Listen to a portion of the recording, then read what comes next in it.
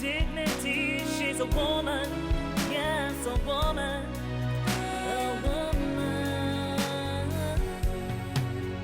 of all seasons.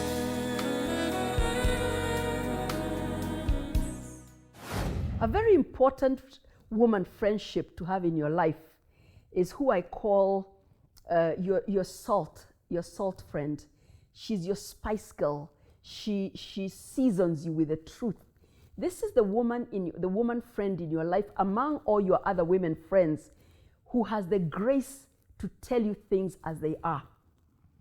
She brings that quality of truth. She gives you the facts as they are. She tells you the truth even when you don't want to hear the truth. She doesn't only tell you what you want to hear, she tells you what you need to hear. So she's a very important friend. She seasons you with the truth. She seasons you. Salt also symbolizes that which is pure and honest and right, and preserves. Salt preserves.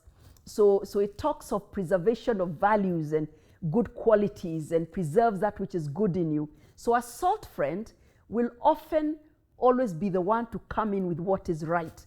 When we need to do the right thing, the truthful thing, the righteous thing, the holy thing, the thing that is pleasing to God, the thing that is right in the situation and that's not self-centered or self-absorbed or selfish or mean or cruel. She's the one who will make you align with that which is pure, that which is right, and that which is true. And she's a valuable friend to have because you may be walking in the wrong direction or making the wrong choices and decisions, even in your other relationships. And she's the only one somehow that God has given a grace to be able to give you that truth, to tell you what you need to hear, but so gracefully, because she's anointed for it, it will not hurt you, it will not destroy you. Any other one of your women friends in your circle of friends trying to play the role of your salt friend, they'll end up hurting you so deeply that relationship will break right there. So it's important to discern your salt friend and also to discern where you are a salt friend to another woman, so that you play your role properly. Now, what happens like with any other spice? If you put too much salt, food without salt is bland. Without a salt friend, your life is bland. It's tasteless. It doesn't have the tastefulness of honesty and truth and uprightness.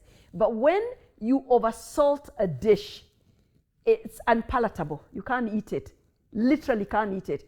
When I was a young married woman, I started cooking when I was quite young. So I knew, but of course I cooked simple dishes. And most of the time I was in boarding school or at university, so I wasn't the main cook in the home.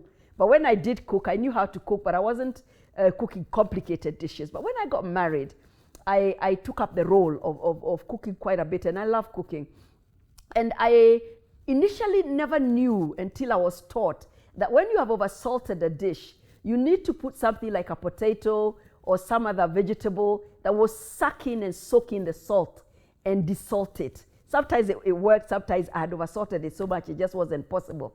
But what I'm saying is that just like with physical food, when you have too much, when your truth friend, the salt friend comes with you with the truth so much, sometimes you're so down, you're hurting so deeply, things have gone so bad that much as the truth is good, the last thing you want is too much truth choked down your throat, too much of assaulting, too much truth. Like, yes, you see, I told you that guy wasn't good for you. You shouldn't have dated him in the first place. You should have been careful. You did wrong. Or yes, you stole that money. I told you, if you steal, this is what happens. Those are truths, yes.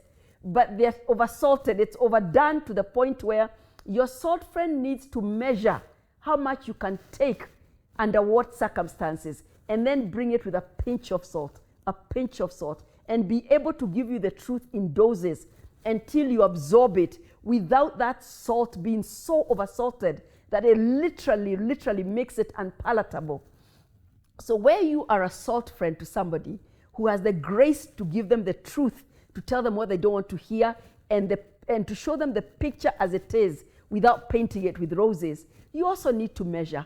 You don't want to crush your friend with too much too suddenly, too quickly. You want to give them doses of salt in a palatable way, that she knows it's a truth. Sometimes your friend is so deeply hurt emotionally that more salt just hurts the wound.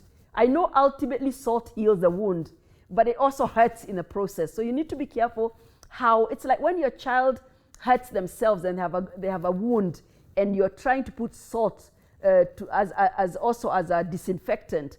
You need to be careful how much you put and how suddenly you put it, because it can really hurt. Although ultimately it's a preserver, it will preserve you from falling, from messing your life. It will preserve you from going into wrong choices and relationships, but you have to measure it so that it's palatable and she can receive it and she can use that salt and make the right decisions and the right choices and head in the right direction on her way to destiny. Who is your salt friend among your women friends? Are you a salt friend to someone? Are you using your salt properly, your saltiness properly? Or are you over-salting yourself to your friend and literally making yourself unpalatable and pushing them away?